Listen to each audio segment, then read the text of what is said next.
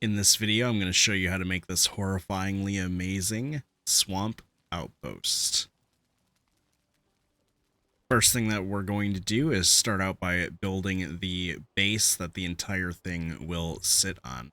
So what we want to do first is we will want to bring this out by 2, and then we will go ahead and place that there. We can go ahead and break these now, and we can add these 2-meter beams here, and then we can bring this out like so. And the way that we're going to do this is we're going to bring it back by 10, placing these wooden beams here to give it a little bit more structure as we are building it out.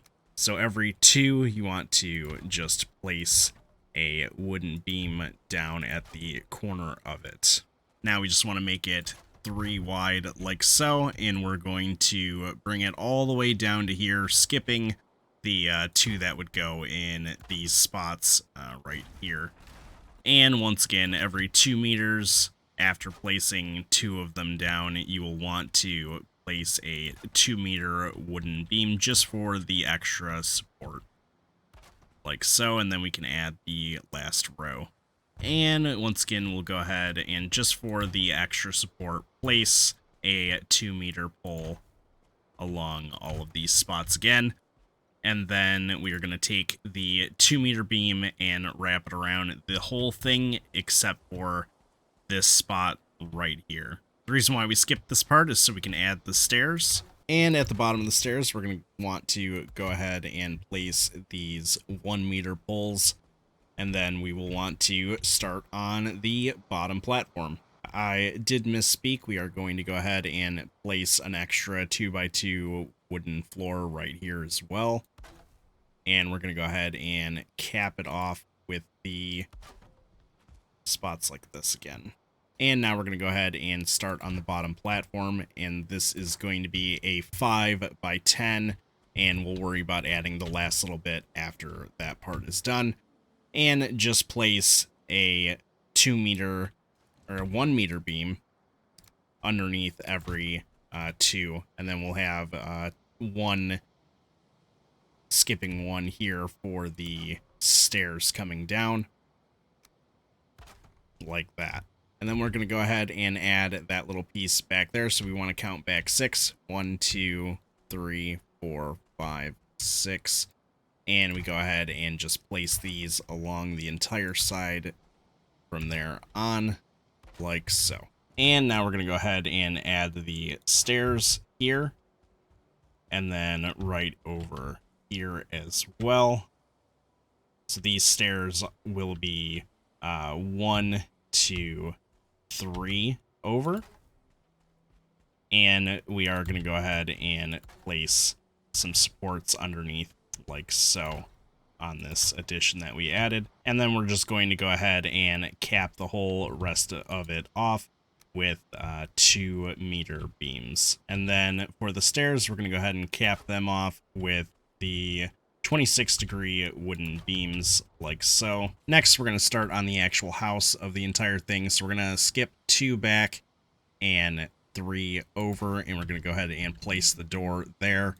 And then we're going to go ahead and just place wooden walls along the entire side here, going all the way back, and along the entire back here, leaving 1 spot at the end like so. And then a door 3 over and 1 back, and go back to placing the walls like so.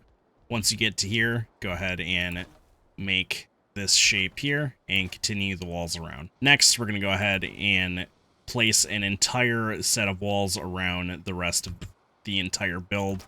And once we get here, we can use our wooden half walls to cap off above the doors. Next, we want to work on the gable ends of the roofs. We can go ahead and just place these here like so, and then bring these up here and finish by capping it off like this with the 45-degree wooden walls. And we're just going to repeat that exact process over here. And now we're going to go ahead and build an overhang on both of these spots, just like so. And yes, they'll overlap a little bit, but that is fine. And we'll go ahead and just cap this off like so. And we're just going to go ahead and repeat it over on this side as well. For this corner, it can be a little tricky, so the best way to do it is by taking it over by 4 of the shingled roofs like so, and then we want the 45-degree eye corner, and we'll just place it on there just like that. And then we can go ahead and place this over here as well, like so. Then we'll go ahead and come over to this opposite side and place a O corner, and then we can just simply place our 45-degree shingles on without a problem. And you should be able to just take all of these around like so, and then we can start work on the top section. So now we just add another O corner at 45 degrees and just build these out once more. Now that the back is finished, we can go ahead and add in our roof ridges at 45 degrees still, skipping that spot right there. And once again, skipping that spot right there. Then we want to come in and grab our eye roof, and we can just go ahead and place it in there just like so. And then we can take our wooden beams and we can go ahead and just fill these in like so. Or we can go ahead and just use our ridges again by removing that and coming down here like so, and break that one too. Then we can turn and place it in there like that. It will look a little funny from the inside if we do it this way, though. It'll have a little bit of an overlap, but that's really up to you on whether you like this right here or not. I don't think it makes that big of a difference, and I think it makes it look a lot better from the top looking down. And now we can go ahead and just find the snap point for this, and we can go ahead and connect it down. And then we can just finish this off by finding the snap point and just placing these here like so. And now we can make a little bit of an overhang right here as well. Skipping that spot right there for now. Like that. And then we can come in and find the 26-degree eye corner like that. And then we can just cap this off with our 26-degree beams. And it is now looking good. And let's not forget to add these 26-degree beams right there as well. Next, we're going to work on the back storage workshop area over here. And the way that we start this is by going every 2, placing a 1 meter pull, and then adding the 2 meter pulls in between like this, just so we can get these shingle roofs on the easiest way. And you just want to take these up 3 like so, and then you can go ahead and just cap off the sides with the 26-degree wooden beams. And then we can go ahead and come in here and grab the wooden cross, and we can go ahead and add that in there as well, a 1 meter beam. And I think that's probably what we'll do here once again. And you want to get inside of here and place these once every 2 meters again at the top. Like so. And then we're going to go ahead and just place these 2 meter beams along the top like so. just to kind of cap it off. Now, yes, there will still be a little bit of an area underneath it, but it doesn't really matter. If you don't like the look of it, I guess you could add maybe some 26-degree ridges there as well. So let's go ahead and break that and add this in here. We got to find the right snap point, though. I believe it would be that snap point right there.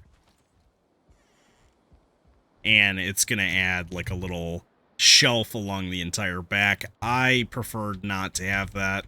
Obviously, you can choose which one you like and go with that. And now we can go ahead and finish off the roof by adding our roof crosses at 45 degrees. Just find the snap point here. Sometimes they're a little tricky, but they can be found. Sometimes you have to break this little ridge here in order to get the right snap point. Sometimes it's a real pain. There we go, like that. And we're just going to go ahead and skip that headache there and break that part off and place these in here like this. And then we can go ahead and come back in and replace these. Like so. We're going to go ahead and just add these cage walls along the entire outside rim of the entire deck, except for any area that there are stairs. And we can also go ahead and remove this capping from outside. Next, we're going to go ahead and work on the under part of the deck by adding some carved dark wood dividers. Gonna add these down here for multiple reasons. One, to just keep mobs out from underneath your base so they can't attack your main foundations. And if you don't make this in the swamp, you can also add some live boar storage down here as well. You'll have to block off everything down here, though, which is definitely possible. It's also a little difficult sometimes to get in and out of this door once you place it there, but it is possible. We do have this one over here. I believe the way that I fixed it was I just removed the support above it, which we're going to go ahead and do that here as well, just so we can get through the door once we add it later. If you don't want a door down here, you can go ahead and just finish that around and add those little supports there again. But I do like this little bit down here. And now we can come and go as we please. If you are going to have boar storage down here, I would suggest maybe using some half walls, or if you're rich, you can use iron bars as well, just to keep the look and air coming through. The air coming through doesn't actually matter, but for a roleplay perspective, I do really enjoy that being there. And we don't really have any great options for this little spot here, but we can use the round pole fences and just kind of line it up the best that we can. These aren't really the best items in the game, but we can go ahead and do that, and now nothing should be able to escape from down here, and you can just have some nice storage down there.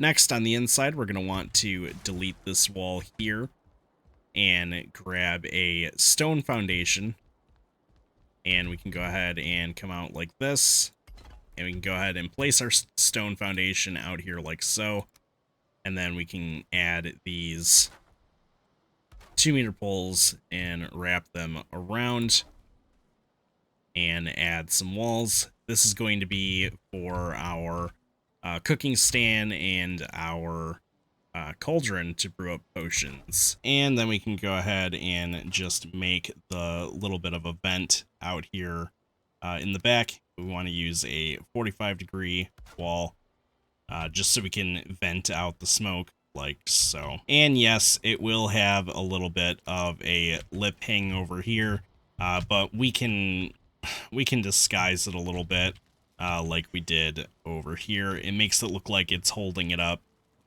So it looks like it actually has a purpose. And we can go ahead and make this look a little bit more tidy by capping it off like this. And then we can go ahead and add our fire in here.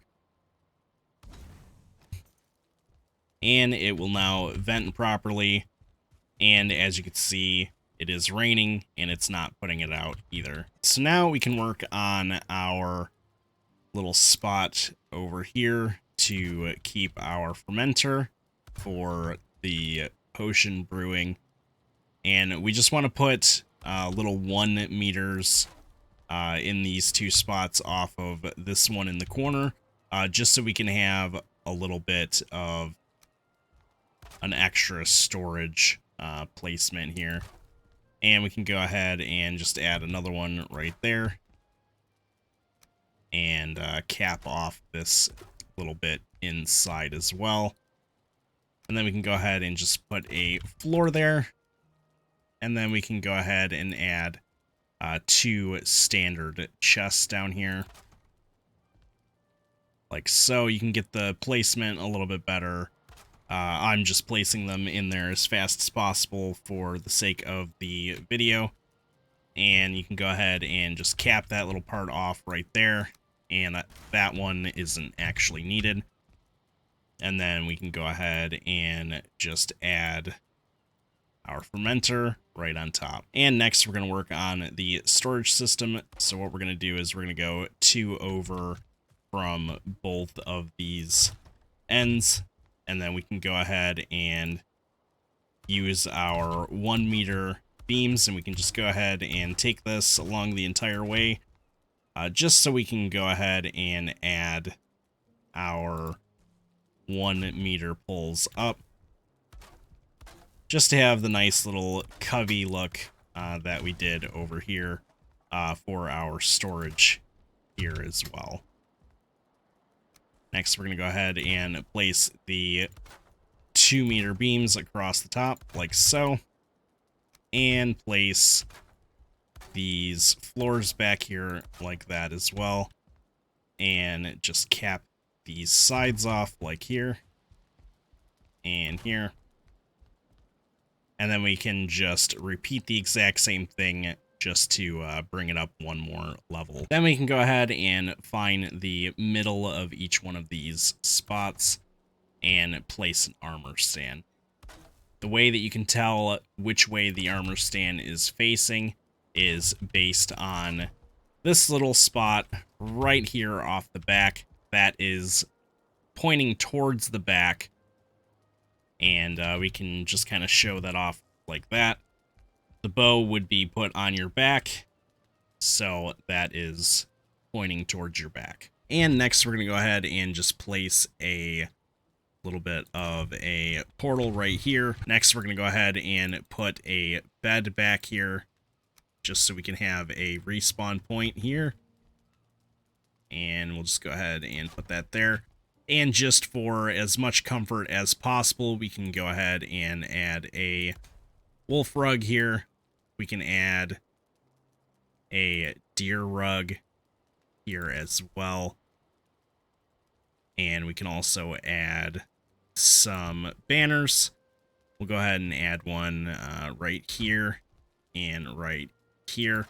Only one will raise your comfort, but just because it looks nice, we'll go ahead and add 2. And then we can go ahead and add a chair right here off to the side so it's not in the way. Like so, just to add another set of comfort. And next, we're going to go ahead and add our cooking stand.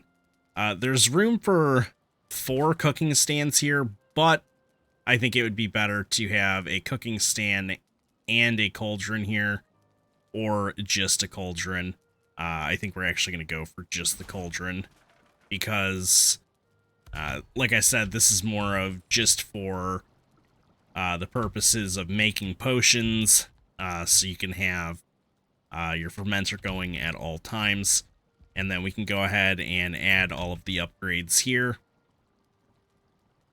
You can add these, a little bit of world lag there. Add these like so. We can add our pans over here, so we can actually, let's actually delete this and put our pans right here.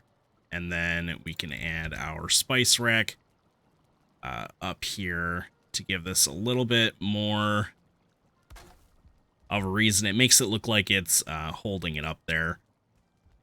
And yeah, it makes it look a little bit nicer. And then if you wanted the little bit of storage for the potions that I showed in the other mock-up, you can just place these item stands here. Try to place them so there's about 3 per armor stand. So just try to place them as evenly as possible. It doesn't have to be perfect. Like that. And like that. There. And last one. And next we can go ahead and add a cartographer's table right over here in this corner.